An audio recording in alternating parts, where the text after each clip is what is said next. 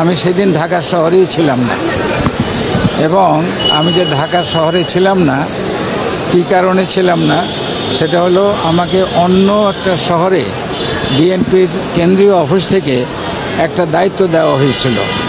তো আমি সেই দায়িত্ব পালন করার জন্য ঢাকা শহরের বাইরে ছিলাম। তো সেটা হলো কাহিনী যে এটা একটা মিথ্যা বানোয়াট কনকক্টেড বিগ লাই। তো যাই হোক, গত 15-16 বছর যাবৎ আমরা এই ঘানি টানলাম।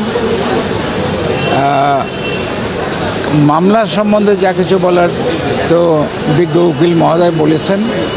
তো এটা এই ফ্যাসিস্ট সরকার, এই পতিত আওয়ামী সরকারের এটা একটা প্রতিহিংসার মামলা ছিল, এবং যে রায় হয়েছিল, জাজ সাহেবের সঙ্গে আমার কথাও হয়েছে, কোর্টে হয়েছে, কোর্টের বাইরেও হয়েছে।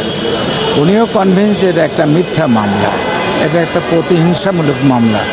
কিন্তু উনি যে কথাটা বলেনি সেটা আমি বলছি, এটা ছিল ফরমাইশি রায়, ওনার উপায় ছিল না। তো যা হবার হয়েছে, আমরা অ্যাপিল করেছি। আমাদের বিজ্ঞ জাজ এটা আমলে নিয়েছেন, শুনেছেন, এবং উনি এটা প্রত্যাখ্যান করেছেন, আমাদেরকে বেকসুর খালাস করে দিয়েছেন। তো সেই জন্য আমি আমাদের কোর্ট, উকিল মহোদয়, জাজ মহোদয় বা ম্যাজিস্ট্রেট মহোদয় যারা ছিলেন সবাইকে আমি আন্তরিক ধন্যবাদ দিচ্ছি। আমার সঙ্গে আমার সঙ্গীরা যারা সবসময় আমার সঙ্গে ছিল তাদেরকে ধন্যবাদ দিচ্ছি।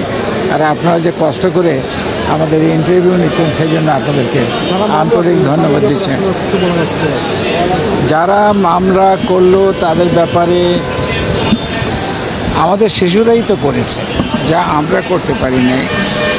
এতগুলো বড় বড় রাজনৈতিক দল যে কাজ করতে পারে নাই, সেই কাজ আমাদের শিশুরা করেছে।